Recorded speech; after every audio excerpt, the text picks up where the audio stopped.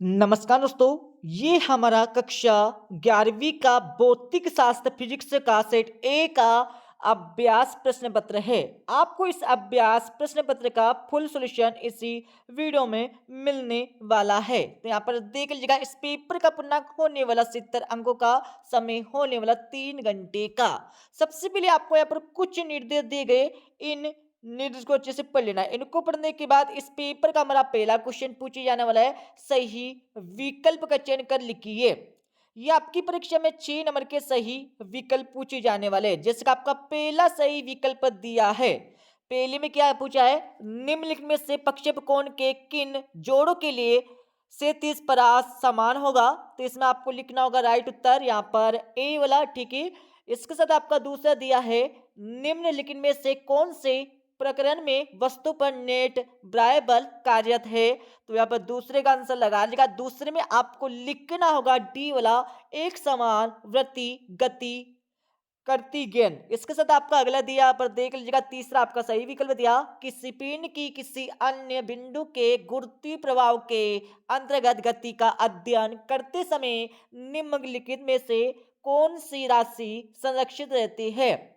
तो यहाँ पर तीसरे का आंसर लगा लीजिएगा। तीसरे में आपको लिखना होगा यहाँ पर डी वाला, ए बी एवं सी तीनों। अब आपका अगला देख लीजिएगा, अगला आपका सही विकल्प दिया हमारा, चित्र एक में प्रदर्शित पात्र में जल भरा है, किस बिंदु पर दाब अधिकतम होगा।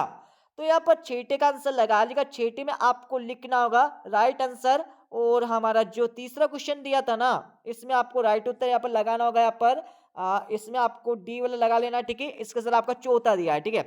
यहाँ पर हमारा छेटा नहीं दिया, यहाँ पर हमारा चौथा दिया, ठीक है। यहाँ पर थोड़ा गलती यहाँ पर कर दिया, यहाँ पर पेपर बनाने वालों ने। हमारा चौथा इस प्रकार से आता है, ठीक है, और छेटा हमारा इस प्रकार से आता है, ठीक है। तो यहाँ पर चौथा देख लीजिएगा।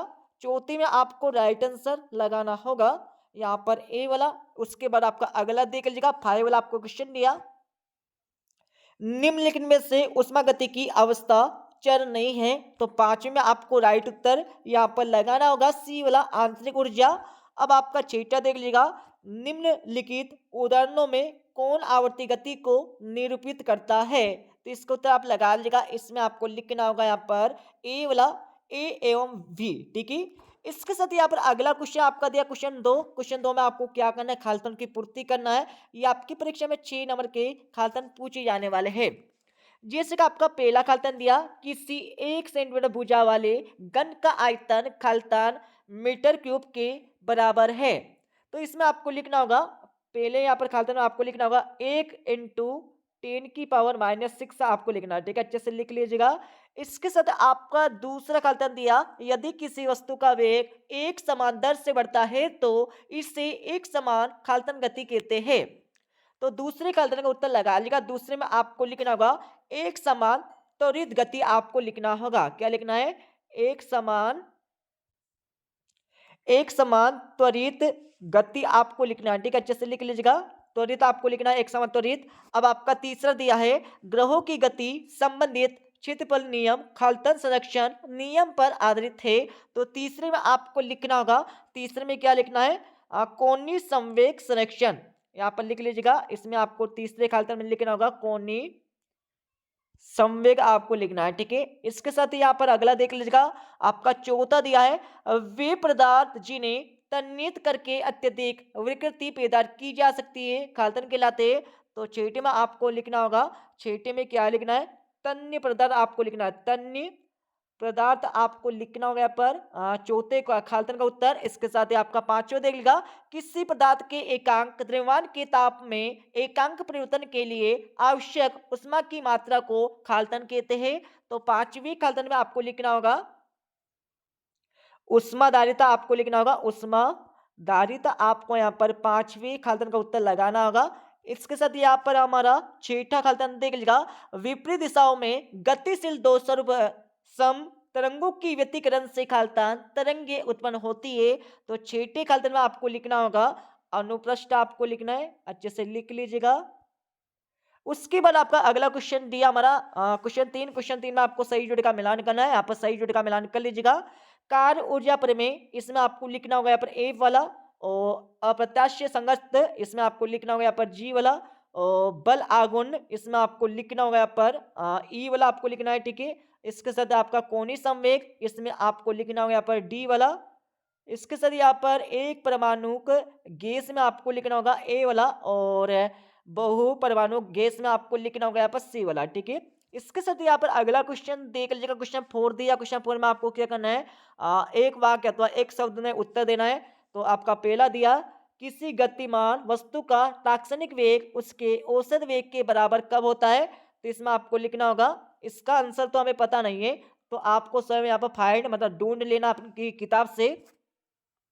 उसके बाद आपका दूसरा दिया, किसी सदिश ए से संबंधित एकांक सदिश लिखिए। तो इसमें आपको लिखना होगा एकांक सदिश ए सदिश बराबर ए सदिश बटे यहाँ पर ए मोड सदिश आपको लिखना है, ठीक है।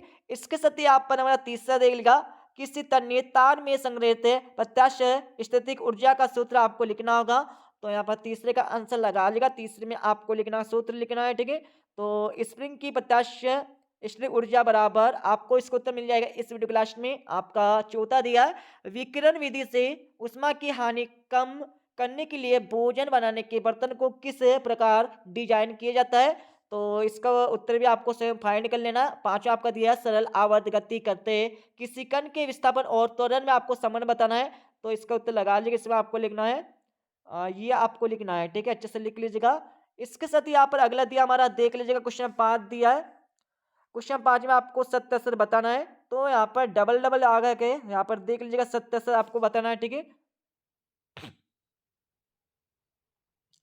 तो यहाँ पर क्वेश्चन नंबर आपके 5 दिए ना, इसमें आपको सत्य असर बताना है, ठीक है। तो यहाँ पर देख लीजिएगा, आपका दिया है क्या करना है। इसमें पहला आपका दिया सभी शून्यतर अंक सार्थक अंक होते, तो ये आपका सत्य होगा या असत्य होगा, ये आपको बताना होगा। इसके साथ आपका दूसरा दिया, एक विमी गति में किसी घन की चाल शून्य होने पर भी वेग अशून्य हो सकता है, ये हमारा असत्य हो जाएगा।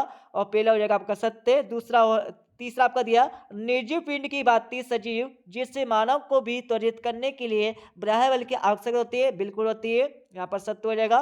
और आपका चौथा दिया, किसी गतिशील बंद बाक्स में बड़ी गैस की आंतरिक ऊर्जा में बाक्स की गति ऊर्जा का भी योगदान होता है।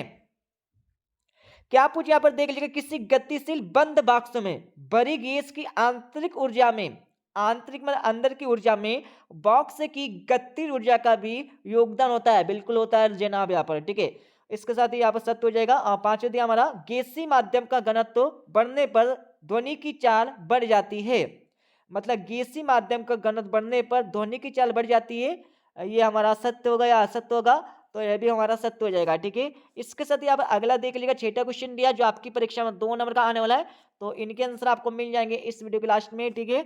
इसके साथ ही यहाँ पर अगला देख लीजिएगा, आपका 7वां क्वेश्चन दिया, तो 7वें क्वेश्चन का आंसर भी आपको मिल जाएगा इस वीडियो के लास्ट में। इसके साथ यहाँ पर 8वें क्वेश्चन का आंसर भी आपको मिल जाएगा, और 9वां क्वेश्चन का आंसर भी आपको मिल जाएगा, ठीक है।